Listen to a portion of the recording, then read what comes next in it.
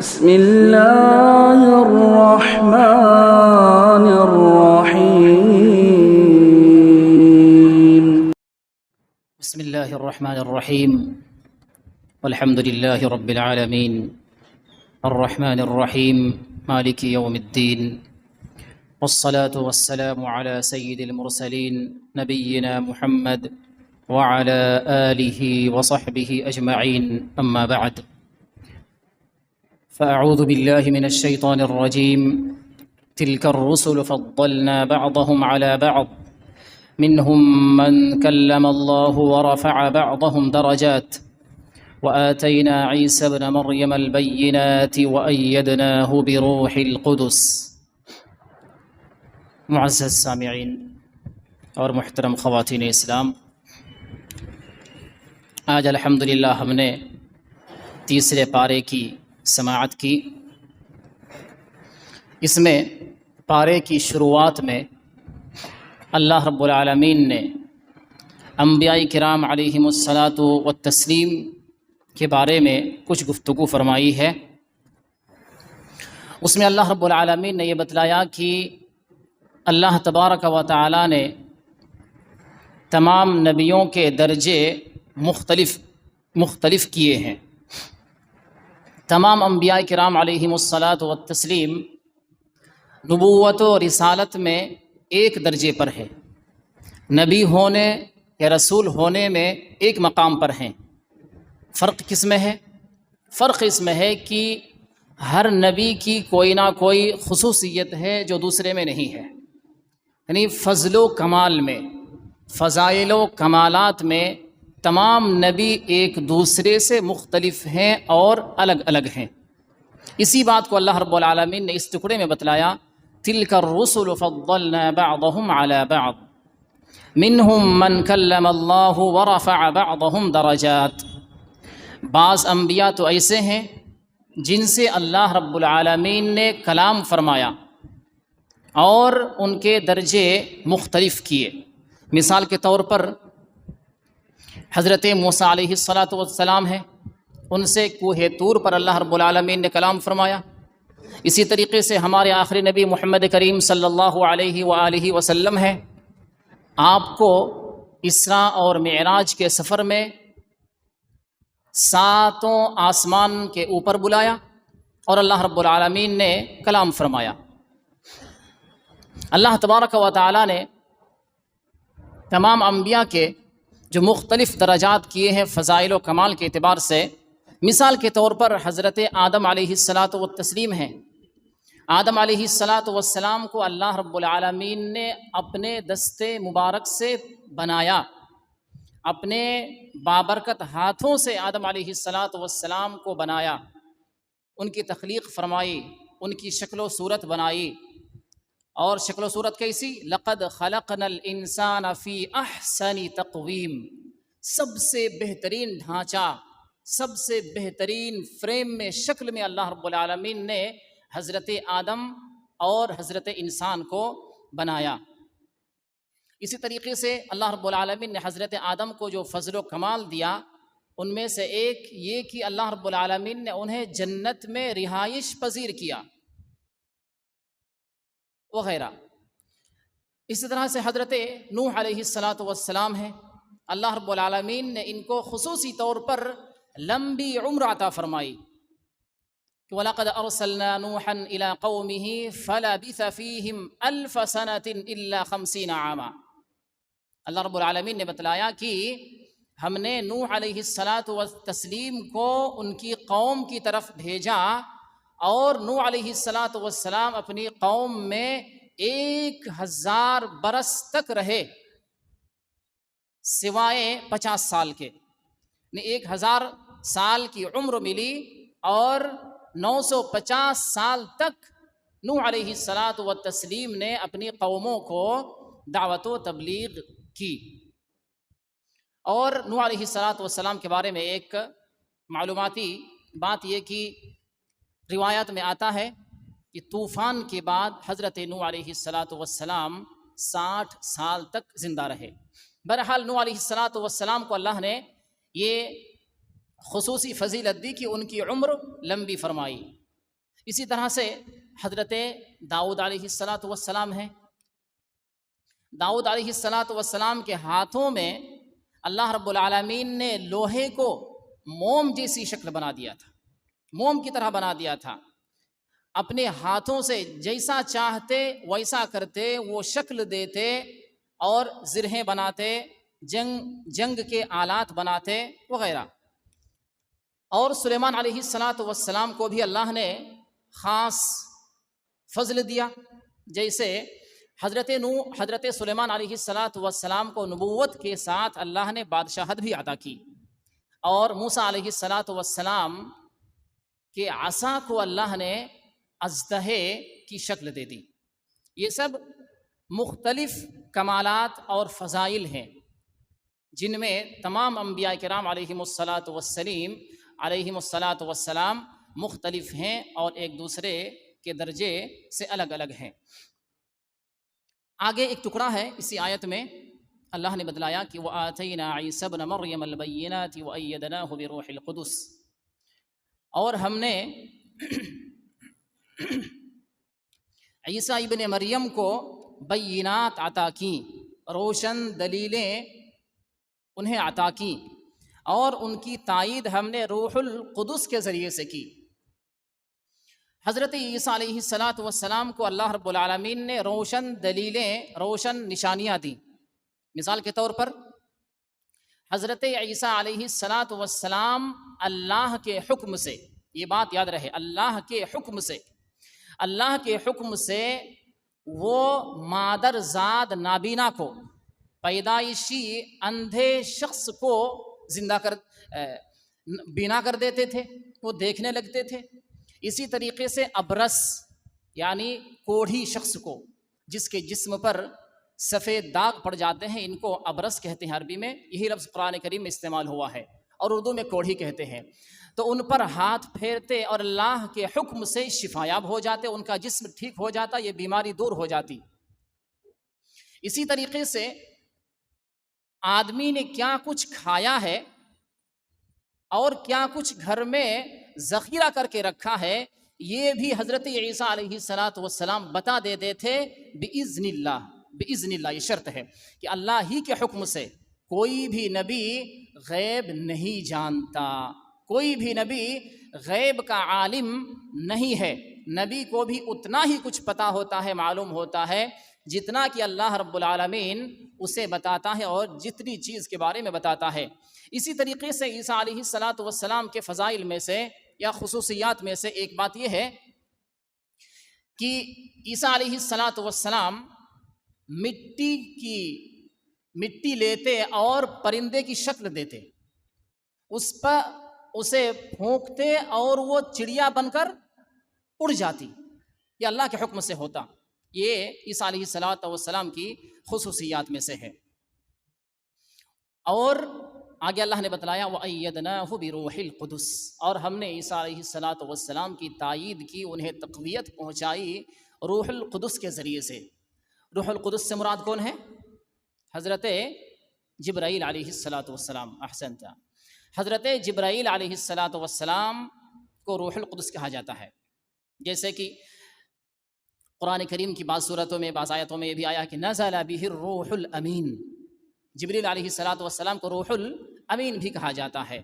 تو روح القدس سے مراد جبریل امین ہے. آپ کے لیے جو سوالات منتخب کیے گئے ہیں ان میں سے ایک سوال یہ بھی ہے کہ روح القدس سے مراد کون ہے؟ حضرت جبرائیل علیہ السلام.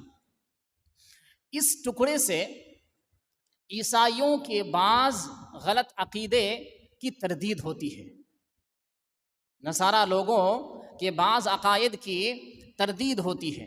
وہ اس طرح سے کہ اگر عیسیٰ علیہ السلام الہ ہوتے، اگر معبود ہوتے، تو انہیں کسی کی مدد کی ضرورت نہیں ہوتی. اور اللہ نے کیا بتلایا کہ ہم نے عیسیٰ علیہ السلام کو قوت دی، تقویت دی روح القدس کے ذریعے سے. اگر خود عیسیٰ علیہ السلام نعوذ باللہ معبود ہوتے، اللہ ہوتے، تو انہیں کسی کی تقویت اور تائید کی ضرورت نہیں ہوتی. اس سے پتہ چلا کہ عیسیٰ علیہ السلام معبود نہیں بلکہ مخلوق ہیں، اور اللہ رب العالمین کے ایک بندے ہیں اور چہیتے اور عظیم نبی ہیں۔ اسی طریقے سے ان کے ایک دوسرے عقیدے کی تردید ہوتی ہے کہ عیسیٰ علیہ السلام مصلوب ہو گئے، یعنی انہیں سولی دے دی گئی۔ تو اس عقیدے کی بھی تردید اس طرح سے ہوتی ہے کہ اگر کہ اللہ رب العالمین نے جبریل امین علیہ السلام کے ذریعے سے جو ایک عظیم قوت کے مالک فرشتے ہیں، عظیم طاقت کے مالک فرشتے ہیں، جن کی تائید خود اللہ کرے، اور دوسری بات یہ کہ فرشتے جبریل امین علیہ السلام کے ذریعے سے کرے، کیا کوئی شخص اسے سولی دے سکتا ہے؟ نہیں دے سکتا۔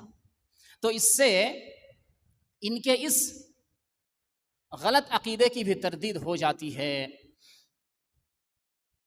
اس کے بعد ایک آیت کریمہ ہے جو قرآن کریم کی سب سے عظیم آیت ہے، قرآن کریم کی سب سے عظیم آیت ہے۔ وہ کون سی آیت ہے؟ وہ آیت الکرسی، آیت الکرسی۔ آیت الکرسی کی بڑی عظمت ہے، فضیلت ہے۔ اس کی فضیلت کے بارے میں صحیح مسلم کی ایک حدیث ہے، حضرت ابی بن کعب رضی اللہ تعالی عنہ کہتے ہیں کہ نبی کریم صلی اللہ علیہ وسلم نے مجھ سے پوچھا، اے ابی، کیا تمہیں معلوم ہے کہ قرآن کریم میں سب سے عظیم آیت کون سی ہے؟ تو وہ کہتے ہیں، اللہ لا الہ الا هو الحی القیوم۔ نبی کریم صلی اللہ علیہ وسلم شاباشی دینے کے لیے ان کے سینے پر ایک ضرب لگاتے ہیں، مارتے ہیں، اور کہتے ہیں، ہنی ان لک العلم یا ابا المنذر، او کما قال صلی اللہ علیہ وسلم۔ ابی بن کعب رضی اللہ تعالی عنہ کی کنیت ابو المنذر تھی، ابو المنذر۔ تو نبی کریم صلی اللہ علیہ وسلم نے فرمایا، اے ابو المنذر، تمہیں تمہارا یہ علم مبارک ہو، تمہیں تمہارا یہ علم مبارک ہو، تمہیں مبارکبادی ہے میری جانب سے۔ تو قرآن کریم کی سب سے عظیم آیت ہے۔ اس آیت کریمہ میں 10 جملے ہیں، کل 10 جملے ہیں، 10 sentences، 10 جملے ہیں، اور ان 10 جملوں میں پہلا جملہ ایک دعویٰ ہے، ایک دعویٰ ہے، اور اس کے بعد کے جو 9 جملے ہیں اس دعوے کے ثبوت کی دلیل ہے۔ تھوڑا سا اس کو سمجھتے ہیں۔ اللہ رب العالمین نے فرمایا، اللہ لا الہ الا هو الحی القیوم، کہ اللہ تعالیٰ کے سوا کوئی بھی معبود حقیقی نہیں ہے، کوئی بھی اس لائق نہیں ہے کہ اس کی عبادت کی جائے، اس کی پوجا کی جائے، اس کے آگے جھکا جائے، سجدہ کیا جائے، اس کے لیے نذر و نیاز کی جائے، اس کے لیے قربانی اور ذبح کیا جائے، کوئی بھی اس لائق نہیں ہے اللہ کو چھوڑ کر۔ ہاں، وہ کتنی بڑی ہستی ہو جائے، نبی ہی کیوں نہ ہو جائے، فرشتے ہی کیوں نہ ہو جائے، جب نبی فرشتے نہیں ہو سکتے تو ایک عام مخلوق، ایک عام انسان جبہ و دستار اور لمبی اونچی ٹوپی پہننے والے کیوں کر اس بات کے مستحق ہو سکتے ہیں کہ ان کے سامنے جھکا جائے، ان کے آستانوں میں، ان کی قبروں پر، ان کے مزاروں پر، ان کے مقبروں پر چادریں چڑھائی جائیں اور مٹھائیاں رکھی جائیں، پھول چڑھائے جائیں؟ ہرگز نہیں۔ تو بہرحال بات چل رہی تھی کہ آیت الکرسی میں 10 جملے ہیں، ان میں پہلا ٹکڑا، پہلا جملہ ہے، اللہ لا الہ الا هو الحی القیوم۔ یہ ایک دعویٰ ہے کہ اللہ کے سوا کوئی معبود حقیقی نہیں ہے۔ اس کی دلیل کیا کیا ہے؟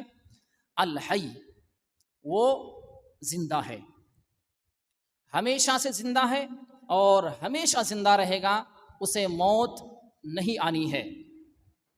وہ قیوم ہے۔ یہ سب دلیلیں ہیں۔ اللہ رب العالمین معبود حقیقی ہے، وہی سچا معبود ہے، یہ سب اس کی دلیلیں ہیں۔ اسی طرح لا تأخذہ سینۃ ولا نوم، اسے اونگ تک نہیں آتی، نیند تو درکنار، رب العالمین کی ذات ایسی عظیم ذات ہے کہ اسے اونگ تک نہیں آتی۔ اونگ کب آتی ہے انسان کو؟ جب تھکان حاصل، اسے تھکان لاحق ہو، اسے سستی آ رہی ہو، اونگ آتی ہے، انسان جھپکیاں لیتا ہے۔ تو جب اس کی تردید کر دی گئی، اس کا انکار کر دیا گیا، تو بدرجہ اولا اس سے جو بڑی چیز ہے اس کی تردید ہو جاتی ہے. تو اللہ کو نہ اونگ آتی ہے اور نہ ہی نیند آتی ہے. لہو ما فی السماوات وما فی الارض، اسی کے لیے آسمان و زمین کی ملکیت ہے. الی آخری ہی. اس طریقے سے یہ پوری آیت کریمہ ہے جس میں اللہ رب العالمین کے 5 ناموں کا تذکرہ ہے. اللہ رب العالمین کی 5 صفات، 5 ناموں کا تذکرہ ہے. الحی، القیوم، اسی طریقے سے لا تأخذه سنة ولا نوم له ما في السماوات وما في الأرض من ذا الذي يشفع عنده إلا بإذنه يعلم ما بين أيديهم وما خلفهم ولا يحيطون بشيء من علمه إلا بما شاء وسع كرسيه السماوات والأرض ولا يؤوده حفظهما وهو العلي العظيم. اور علی اور عظیم، علی اور عظیم. اور سب سے پہلا نام اس میں اللہ ہے جو اللہ رب العالمین کا ذاتی نام ہے. تو اللہ، حی، قیوم، علی، عظیم، یہ 5 نام اللہ رب العالمین کے اس آیت کریمہ کے اندر موجود ہیں.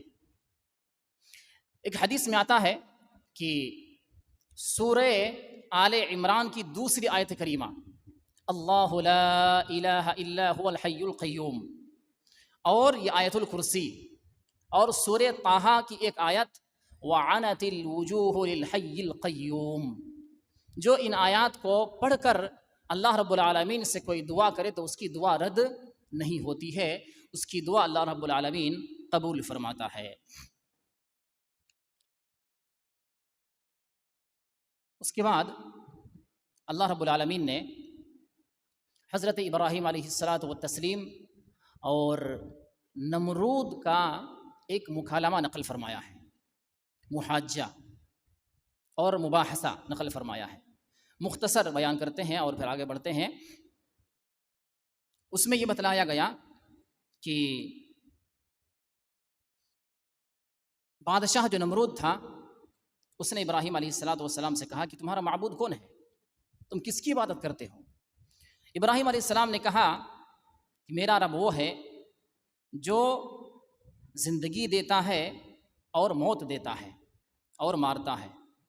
نمرود فٹ سے بولا انا احیی و امیت، میں مارتا ہوں اور میں زندہ کرتا ہوں. اس کے لیے اپنے اس دعوے کو ثابت کرنے کے لیے قید خانے سے 2 لوگوں کو اس نے بلوایا. جو قتل کا مستحق تھا اسے آزاد کر دیا، رہا کر دیا، اور جو ظالم نہیں تھا، جس پر قتل کی سزا کا فیصلہ نہیں ہوا تھا، اسے قتل کر دیا. اور اس طرح سے اس نے اپنے دعوے کو ثابت کرنا چاہا کہ دیکھو میں زندہ کرتا ہوں، میں مارتا ہوں. ابراہیم علیہ الصلاۃ والسلام نے کہا قال ابراہیم فإن اللہ یأتی بالشمس من المشرق فأت بها من المغرب. ٹھیک ہے، تم کہتے ہو کہ تم زندہ کرتے ہو، تم مارتے ہو، تو اللہ تعالی مشرق سے یعنی پورب کی جانب سے سورج طلوع ہونے کا جو مقام ہے وہاں سے سورج کو اللہ رب العالمین طلوع فرماتا ہے اور مغرب میں ڈبو دیتا ہے. تم ایسا کرو کہ مغرب سے سورج کو طلوع کرو اور پورب میں ڈبا دو. اس کی ہوا اکھڑ گئی. اور قرآن کریم کا انداز دیکھیے، جب ابراہیم علیہ السلام نے کہا فأتی بها من المغرب فبہت الذی کفر، یہ کافر، یہ اللہ کا دشمن، یہ شیطان مبہوت ہو گیا، ششدر رہ گیا، حیرت میں پڑ گیا کہ یہ کون سی بات آ گئی. یہاں پر ایک نقطے کی بات بتائیں. یہ نمرود یہ کہہ سکتا تھا نا کہ ٹھیک ہے ابراہیم، اگر آپ دعویٰ کرتے ہیں کہ آپ کا معبود مشرق سے سورج کو نکالتا ہے، مغرب میں ڈبوتا ہے، تو آپ ہی ایسا کریں کہ اپنے معبود سے کہیں کہ مغرب سے سورج کو نکالے اور پورب میں ڈبا دے. لیکن اس نے یہ نہیں کہا. کیوں؟ اس لیے نہیں کہا، اسے بھی پتا تھا، اسے بھی یقین تھا کہ ہاں ہے کوئی سچا معبود جو اس نظام کو، پوری دنیا کے سسٹم کو چلا رہا ہے، جو مشرق سے نکالتا ہے، مغرب میں ڈبوتا ہے. اگر ہم یہ کہہ دیں کہ ٹھیک ہے تم اپنے معبود سے بولو کہ مغرب سے نکالے اور مشرق میں ڈبو دے تو سیکنڈ کی دیری نہیں ہوگی. ابراہیم علیہ السلام جیسے رب العالمین سے یہ التجا کریں گے، درخواست کریں گے، اللہ رب العالمین اس پر قادر ہے. وعلی کل شیء قدیر ہے، ہر چیز پر قدرت رکھنے والا ہے. مغرب کی جانب سے سورج نکل آئے گا تو فبہت الذی کفر، یہ کافر مبہوت ہو کر رہ گیا اور کوئی بات اس سے نہ بن سکی. تو قرآن کریم اللہ اکبر اسرار و رموز کا خزینہ ہے، اسرار و رموز کا یہ خزینہ ہے. غور کیجئے تو عجیب عجیب اس کے اندر جواہر اور موتی ملیں گے. اللہ تعالی ہمیں سمجھ کے پڑھنے کی توفیق دے. جو سوالات ہیں اس کی طرف تھوڑا آتے ہیں نا، آپ کا وقت کافی ہو جاتا ہے. پہلا سوال تھا، یا پہلا سوال اس میں جو مذکور ہے آپ لوگوں کے لیے کہ آیت الکرسی میں اللہ تعالیٰ کتنے نام ہیں، یہ بتا دیا گیا. لا تبطلوا صدقاتکم بالمن والاذی، ایک آیت کریمہ میں اللہ نے بتلایا یا ایھا الذین آمنوا لا تبطلوا صدقاتکم بالمن والاذی، اے ایمان والو تم اپنے صدقات کو، اپنے خیرات کو برباد نہ کرو احسان جتلا کر اور تکلیف پہنچا کر. احسان جتلا کر اور تکلیف پہنچا کر تم اپنے صدقہ و خیرات کو ضائع اور برباد نہ کرو. اس کے بعد ایک سوال ہے، اگر نیت خالص ہو تو لوگوں کو بتلاتے ہوئے صدقہ دینا کیسا ہے؟ یہ اس آیت کریمہ سے ماخوذ ہے. ان تبدوا الصدقات فنعما هی وان تخفوها وتؤتوها الفقراء فهو خير لكم ويكفر عنكم من سيئاتكم والله بما تعملون خبیر. اگر تم ظاہر کر کے صدقہ دو تو یہ اچھی بات ہے، اچھا ہے، کوئی مشکل نہیں ہے. وَإِن تُخْفُوهَا وَتُؤْتُوهَا الْفُقَرَاءَ فَهُوَ خَيْرٌ لَكُمْ، اور اگر تم چھپ چھپا کر پوشیدہ طریقے سے صدقہ کرو اور فقراء کو دے دو تو یہ تمہارے لیے بہتر ہے. اس میں سوال ہے کہ لوگوں کے سامنے دکھاتے ہوئے اعلانیہ طور پر صدقہ کرنا کیسا ہے؟ تو اچھا ہے، لیکن بہتر کون سا طریقہ ہے؟ بہتر طریقہ قرآن کریم کے نص سے یہ پتہ چلتا ہے کہ بہتر طریقہ یہ ہے کہ آدمی خفیہ طریقے سے، پوشیدہ طریقے سے صدقہ کرے. اس میں ایک بات اور یاد رکھنی چاہیے کہ موقع اور محل کے اعتبار سے، حالات کے تقاضے کے اعتبار سے دکھا کر صدقہ کرنا، لوگوں کے سامنے صدقہ کرنا بہتر اور بہت مناسب ہے، اور اس کا فائدہ پہل کرنے والے کو ملے گا. جیسا کہ نبی اکرم صلی اللہ علیہ وسلم نے فرمایا ہے من دل علی خیر فلہ مثل اجر فاعلہ، اگر کوئی شخص کسی بھلائی کی رہنمائی کرتا ہے تو اسے اس بھلائی کرنے والے کی برابر نیکی ملتی ہے. تو جو شخص صدقہ کرنے میں پہل کرے پھر اس کو دیکھ کر لوگ صدقہ و خیرات کرنا شروع کریں تو ایسے موقع اور محل سے صدقہ کرنا مناسب ہے اور بہتر ہے.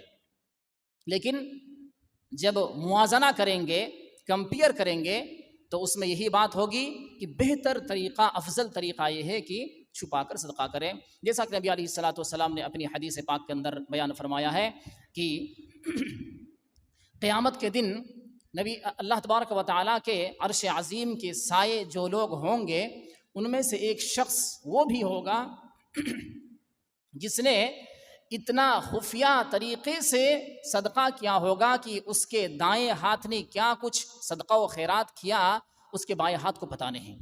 تو بہتر طریقہ یہ ہے کہ چھپا کر صدقہ کرے. چوتھا سوال ہے، کس گناہ کو نہ چھوڑنے پر کہا گیا ہے کہ اللہ اور اس کے رسول سے جنگ کا اعلان کر دو؟ سود ہے، وہ سود ہے. تفسیر پڑھیں گے تو معلوم ہوگا کہ پورے قرآن کریم کے اندر اتنی سخت وعید کسی بھی گناہ پر نہیں آئی ہے. اللہ رب العالمین نے فرمایا یا ایھا الذین آمنوا اتقوا اللہ وَذَرُوا مَا بَقِيَ مِنَ الرِّبَا إِن كُنتُم مُؤْمِنِينَ فَإِن لَّمْ تَفْعَلُوا فَأْذَنُوا بِحَرْبٍ مِّنَ اللَّهِ وَرَسُولِهِ، ایمان والو اللہ کا تقوی اختیار کرو اور سود کو چھوڑ دو اگر تم حقیقت میں مومن ہو۔ گویا سودی کاروبار کرنے والا حقیقی مومن نہیں ہو سکتا۔ اس آیت کا کھلا پیغام یہ ہے کہ سودی کاروبار کرنے والا، سود کا لین دین کرنے والا، سود کھانے والا، کھلانے والا، اس کا معاملہ کرنے والا حقیقی مومن نہیں ہو سکتا، ایمان کی چاشنی کو نہیں پا سکتا۔ اللہ نے تنبیہ اور وارننگ دیتے ہوئے فرمایا فَإِن لَّمْ تَفْعَلُوا فَأْذَنُوا بِحَرْبٍ مِّنَ اللَّهِ وَرَسُولِهِ، اگر لوگ سود سے نہ روکیں تو اللہ اور اس کے رسول سے جنگ کے لیے تیار ہو جاؤ۔ اتنی سخت وعید کسی گناہ پر رب العالمین کی جانب سے پورے قرآن کریم میں نہیں آئی ہے۔ تو جس گناہ پر اللہ رب العالمین کی جانب سے لڑائی اور جنگ کے اعلان کا حکم ہے وہ سود ہے۔ اس سے سود کی قباحت اور سود کی خرابی کو ہم جان سکتے ہیں اور اس کا اندازہ لگا سکتے ہیں۔ ایک سوال ہے، اس کے بعد قرآن کریم کی سب سے بڑی آیت کون سی ہے اور اس میں کون سے احکام بیان کیے گئے ہیں؟ وہ آیت دین ہے جو سورہ بقرہ کی آیت نمبر 282 ہے۔ یہ آیت پورے ایک صفحے پر مشتمل ہے، طول کے اعتبار سے سب سے بڑی آیت ہے، لیکن ہم نے اس سے پہلے جانا ابھی کہ عظمت اور فضیلت کے اعتبار سے سب سے بڑی آیت کون سی ہے؟ آیت الکرسی۔ لیکن طول کے اعتبار سے، لمبائی کے اعتبار سے سب سے بڑی آیت یہ آیت دین کہلاتی ہے، یعنی قرض والی آیت۔ اس میں چونکہ قرض کے احکام رب العالمین نے تفصیل کے ساتھ بیان فرمائے ہیں، اور اس آیت سے پہلے سود کے نقصان اور سود سے متعلق جو باتیں ہیں یہ اللہ رب العالمین نے بیان فرمائے ہیں۔ کیا مقصد ہے اس کا، یا اس کا فلسفہ کیا ہو سکتا ہے؟ فلسفہ یہ ہے کہ اللہ رب العالمین نے یہ کہہ کر کہ یمحق اللہ الربا ویربی الصدقات، اللہ رب العالمین ربا کو گھٹاتا ہے اور صدقات کو بڑھاتا ہے، تو اللہ رب العالمین نے سود سے روکا تو اس کا بدیل تو کچھ ہونا چاہیے۔ معاشرے میں لوگوں کو پیسے کی ضرورت پڑتی ہے تو کیسے وہ معاملات کریں؟ تو اللہ رب العالمین نے اس کا بدیل قرض دیا، اور قرض جب ہم لیں یا دیں تو کیا ہمارے معاملات ہونے چاہیے، اور اس کی گواہی وغیرہ سے متعلق جو احکام ہیں تفصیل کے ساتھ اس آیت کریمہ میں اس کے احکام بیان کیے گئے ہیں۔ ایک سوال ہے، حضرت ابراہیم علیہ السلام کے علاوہ اور کس نبی کو اللہ تعالیٰ نے بڑھاپے میں اولاد عطا کی؟ وہ نبی ہے حضرت زکریا علیہ السلام۔ آپ نے تلاوت سنی آج کہ پورا واقعہ ہے، ایک بڑا خوبصورت اور حسین واقعہ، اور ایمان سے اور عقیدے کی پختگی سے بھرپور اور لبریز واقعہ۔ حضرت مریم علیہ السلام کے ابا عمران تھے، ان کی بیوی نے نظر مانی کہ اللہ جو کچھ میرے پیٹ میں ہے میں تیرے راستے میں اسے آزاد کرنے کی نظر مانتی ہوں۔ انہوں نے یعنی مریم علیہ السلام کی ماں نے تو یہ سوچا تھا کہ لڑکا ہوگا اسے ہم دین کی خدمت کے لیے وقف کر دیں گے، لیکن جب بچہ پیدا ہوا تو دیکھا کہ بچی ہے، لڑکی ہے۔ علی کل حال لڑکی کی کفالت حضرت زکریا علیہ السلام کے پاس آتی ہے۔ حضرت زکریا علیہ السلام ان کی دیکھ بھال کرتے ہیں، مسجد اقصیٰ کی خدمت میں تھی مریم علیہ السلام۔ زکریا علیہ السلام ان کے پاس آتے تھے اور ان کے پاس دیکھتے تھے کہ محراب میں بے موسم پھل، مختلف قسم کے کھانے رکھے ہوئے ہیں۔ ان سے رہا نہیں گیا، پوچھا قال یا مریم انا لکی ھذا، اے مریم یہ فروٹس، یہ کھانے تمہارے پاس کہاں سے آ رہے ہیں؟ قالت هو من عند اللہ، مریم علیہ السلام نے جواب دیا یہ اللہ کی جانب سے ہے، اللہ رب العالمین یہ کھانے بھیجتا ہے۔ ان اللہ یرزق من یشاء بغیر حساب، بے شک اللہ تبارک و تعالی جسے چاہتا ہے بغیر حساب و کتاب کے نوازتا ہے۔ اسی وقت قرآن کے جو الفاظ ہیں ہنالک دعا زکریا ربہ، اسی وقت حضرت زکریا علیہ السلام نے دعا کی۔ بڑھاپا ہے اور بیوی بھی بوڑھی ہے، بانجھ ہے. عقیم کا لفظ ہے قرآن کریم میں. سورہ مریم پڑھیں گے انشاءاللہ، اس میں یہ بات آئے گی کہ خود بوڑھے ہیں، بال پک چکے ہیں اور بیوی بانجھ ہے، بچہ جننے کی صلاحیت نہیں ہے. اس کے باوجود اللہ رب العالمین سے امید لگائے ہوئے ہیں، اور اللہ رب العالمین سے جیسی امید کی جاتی ہے اللہ رب العالمین اس کی امید کو پورا فرماتا ہے. علی کل حال حضرت زکریا علیہ السلام نے دعا کی اور دعا قبول ہوئی، اور اللہ رب العالمین نے فرشتے کو بھیج کر جب حضرت زکریا علیہ السلام حالت نماز میں تھے یحییٰ علیہ السلام کی خوشخبری دی، اور جو بچہ پیدا ہونے والا تھا اس کا نام بھی اللہ رب العالمین نے بتلا دیا کہ اے زکریا تمہارے پاس تمہارے گھر میں یحییٰ نام کا لڑکا پیدا ہوگا جو نبی بنے گا. علی کل حال تو حضرت ابراہیم علیہ السلام کے علاوہ جس نبی کو بڑھاپے میں اولاد ملی وہ حضرت زکریا علیہ السلام ہیں. ان اللہ اصطفى آدم ونوح وآل ابراہیم وآل عمران علی العالمین. آل عمران سے کون مراد ہیں؟ آل عمران سے کون مراد ہیں؟ تو آل عمران سے عمران کے خاندان والے، اس سے مراد حضرت مریم علیہ السلام اور ان کے لڑکے اللہ کے نبی عیسیٰ علیہ السلام ہیں. وَأَيَّدْنَاهُ بِالرُّوحِ الْقُدُسِ. روح القدس سے مراد کون ہیں؟ حضرت جبرائیل علیہ السلام ہیں. انی اخلق لکم من الطین. اس آیت کریمہ میں عیسیٰ علیہ السلام کے کن معجزات کا ذکر ہے؟ یہ بات آ چکی ہے. مٹی سے پرندہ بنانا، پھونک مارنا اور پرندے کا اڑ جانا، اندھے اور ابرص کا علاج کرنا، اندھے اور ابرص کا علاج کرنا اور ان کا شفایاب ہو جانا، مردوں کو زندہ کر دینا اللہ کے حکم سے. اسی طرح لوگوں نے جو کچھ کھایا اور جو کچھ گھر میں چھوڑا اس کے بارے میں بتلا دینا. محکم اور متشابہ آیات سے کیا مراد ہے؟ سورہ آل عمران کی ابتدائی آیات میں اس کا ذکر ہے. اللہ رب العالمین نے فرمایا هو الذي انزل عليك الكتاب منه آیات محکمات هن الكتاب واخر متشابهات.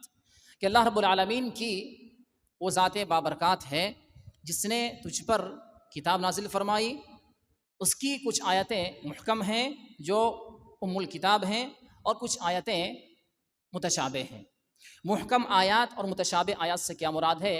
مختصر جان لیجئے کہ محکم آیات سے مراد وہ آیتیں ہیں جن میں اللہ رب العالمین کے احکام، حکم، اوامر، نواہی، اسی طریقے سے مسائل کا ذکر ہے. انبیاء علیہم السلام اور ان کی قوموں کے قصوں کا ذکر ہے، حکایات ہیں. ان کے مفہوم واضح ہیں، ان کے مفہوم تمام کے تمام واضح ہیں، ان میں کوئی اشکال نہیں ہوتا. آدمی جیسے پڑھتا ہے اس کو سمجھ میں آ جاتا ہے. اور متشابہ کون سی آیات ہیں؟ مثال کے طور پر حروف مقطعات، خود الف لام میم صاد قاف والقرآن المجید، صاد کاف ہا یا عین صاد، اس طریقے کی جو آیتیں ہیں ان کو حروف مقطعات کہا جاتا ہے. اور حروف مقطعات کا مطلب جو الگ الگ حروف پڑھے جاتے ہیں ان کو حروف مقطعات کہتے ہیں. تو متشابہات سے مراد ایک یہ کہ حروف مقطعات ہیں. اسی طریقے سے تقدیر کے مسائل ہیں، تقدیر، قضاء اور قدر کے مسائل ہیں. ایسا کیسے ہو گیا، ایسا ہونا تھا، ویسا ہونا تھا، تو یہ تقدیر کے مسائل ہیں. اسی طریقے سے حقیقت ملائکہ، فرشتوں کی کیا حقیقت ہے، کیا ان کی شکل و صورت ہے، ہم نہیں جانتے. اسی طریقے سے اللہ رب العالمین کی صفات ہیں جن کی حقیقت کو عقل انسانی نہیں سمجھ سکتی. انسان کی عقل ان کی حقیقت کو نہیں پہنچ سکتی، عقل انسانی کی رسائی یہاں تک نہیں ہو سکتی. ہاں البتہ جیسے اللہ رب العالمین کی جو صفات، استوا ہے، الرحمن علی العرش استوا، اللہ رب العالمین عرش پر مستوی ہے، جلوہ افروز ہے. تو استوا کا معنی ہمیں پتہ ہے کہ اللہ رب العالمین بلند ہوا اور اللہ رب العالمین عرش پر مستوی ہے، اس کا معنی پتہ ہے. اسی طریقے سے اللہ رب العالمین کے دست ہیں، ہاتھ ہیں، اللہ رب العالمین کا چہرہ ہے، اللہ رب العالمین کلام فرماتا ہے، اللہ رب العالمین سنتا ہے. معنی تو ہم کو پتہ ہے، مگر کیفیت کیا ہے، اس کی حقیقت کیا ہے، تو اس اعتبار سے اس طرح کی صفات محکم بھی ہیں اور متشابہ بھی ہیں۔ معنی پتہ ہے یہ محکم ہوا، اور اس کی حقیقت ہم سمجھ نہیں سکتے، اس اعتبار سے یہ صفات متشابہ ہیں۔ هذا واللہ اعلم، وصلی اللہ علی نبینا محمد وعلی آلہ وصحبہ وسلم، وجزاکم اللہ خیرا، والسلام علیکم ورحمۃ اللہ وبرکاتہ۔